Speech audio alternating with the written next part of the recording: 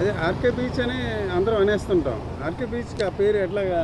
Ramakrishna machine అండి. ఆ, అప్పట్లో ఇక్కడికి పెద్ద పెద్ద వాళ్ళు వచ్చి బుక్స్ చదువుకుండేవారండి. లైబ్రరీ రామకృష్ణ మిషన్కి వెళ్తే మంచి బుక్స్ ఉండేవండి.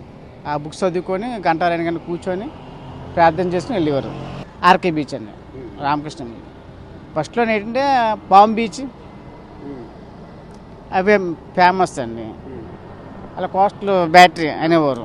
ఉమ్, అది తర్వాత ఈ ఆర్కే మిషన్ వల్ల ఆర్కే బీచ్ అని పేరు వచ్చింది. అంటే రామకృష్ణ మిషన్ విశాఖపట్నం 1938లో ప్రారంభించబడింది.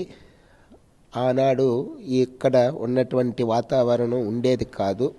అందువల్లే రామకృష్ణ బీచ్ అని కూడా పేరు వచ్చింది.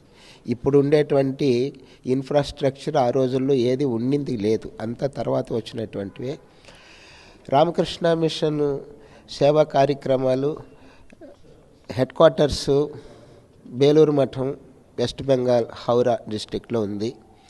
అక్కడి నుంచి 244 బ్రాంచ్ సెంటర్లు మన భారతదేశంలోనే ఉన్నాయి. ఒక 24 విదేశాలలో 99 బ్రాంచ్ సెంటర్లు ఉన్నాయి.